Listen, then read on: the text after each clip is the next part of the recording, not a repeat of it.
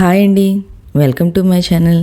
ఈరోజు వీడియోలో మనకి 2024 సంవత్సరంలో జూన్ నెలలో నిర్జల ఏకాదశి ఎప్పుడు వచ్చింది అంటే 17వ తేదీన లేదా 18వ తేదీన, సమయము, ఉపవాసం ఏ రోజున ఉండాలి, ఏ రోజున ఉపవాసం విరమణ చేయాలి, నిర్జల ఏకాదశి యొక్క ప్రాముఖ్యత ఏమిటి అని అన్ని విషయాలు నేను ఈ వీడియోలో తెలియజేస్తానండి.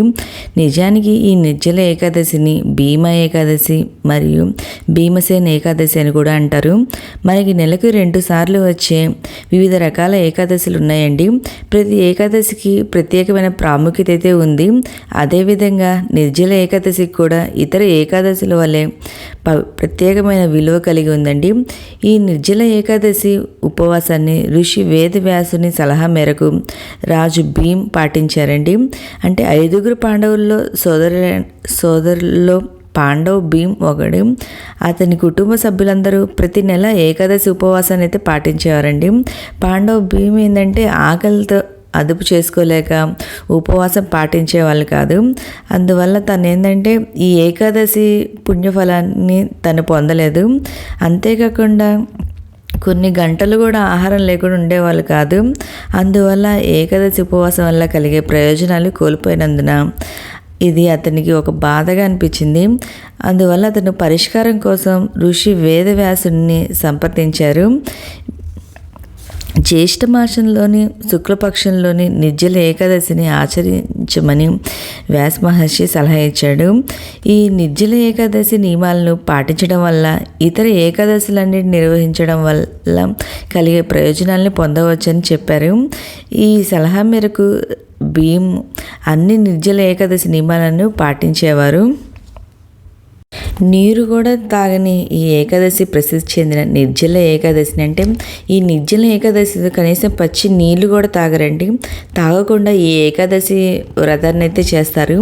ఈ రోజున శ్రీ మహావిష్ణువుని ఆరాధిస్తారు. ఈ రోజున ఏదైనా తినడం లేదా తాగడం మానేస్తారు. ఈ ఏకాదశి నాడు నీళ్లు కూడా తాగకుండా ఈ ఏకాదశి వ్రతాన్ని ఆచరిస్తే, అంతేకాకుండా ఈ నిర్జల ఏకాదశిని ఆచరించడం వల్ల మన సంవత్సరంలో ఎన్ని ఏకాదశులు ఉంటాయో అవన్నీ చేయకపోయినా ఈ నిర్జల ఏకాదశి ఒక్కటి చేస్తే అంత పుణ్యఫలం అయితే వస్తుందండి. ఇంతటి విశిష్టమైన ఈ నిర్జల ఏకాదశి ఇప్పుడు ఎప్పుడు వచ్చిందో నేను ఇప్పుడు తెలియజేస్తానండి. 2024 సంవత్సరంలో నిర్జల ఏకాదశి తిథి వచ్చి జూన్ 17న ఉదయం 4:43 గంటలకు ప్రారంభమై 2024 సంవత్సరం జూన్ 18న ఉదయం 6:42 గంటలకు ముగిస్తుంది.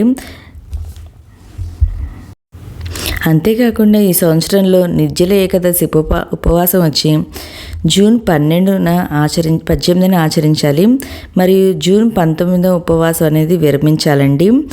ఏకాదశి ఉపవాసం యొక్క పాలన కోసం శుభముహూర్తం వచ్చి 6:15 ఉదయం 6:15 ఉదయం నుండి 8:10 వరకు ప్రారంభమవుతుంది. ఈ రోజున ఉదయాన్నే నిద్రలేచి తలస్నానం ఆచరించి విష్ణుమూర్తిని ఆరాధించాలండి. పసుపు రంగు దుస్తులు, పసుపు రంగు పూలు, పండ్లు సమర్పించుకోవాలి నైవేద్యంగా. ఉపవాసాన్ని ఆచరించాలి. మరుసటి రోజు స్నానం ఆచరించిన తర్వాత విష్ణువును పూజించి ఉపవాసం విరమణ అనేది చేయాలండి. ఈ నిర్జల ఏకాదశి నాడు చేయకూడని పనులు వచ్చి ఏకాదశి నాడు అన్నం తినకూడదు. ఎటువంటి కోపాలు అనేది పడకూడదు మనం ఆ రోజు. ఓకే అండి, ఈ నిర్జల ఏకాదశి గురించి పూర్తి విషయం మీకు తెలిసిందనుకుంటున్నా. మీకు ఈ వీడియో నచ్చితే లైక్ చేయండి, మీ ఫ్రెండ్స్ అండ్ ఫ్యామిలీ మెంబర్కి షేర్ చేయండి. Thank you for watching.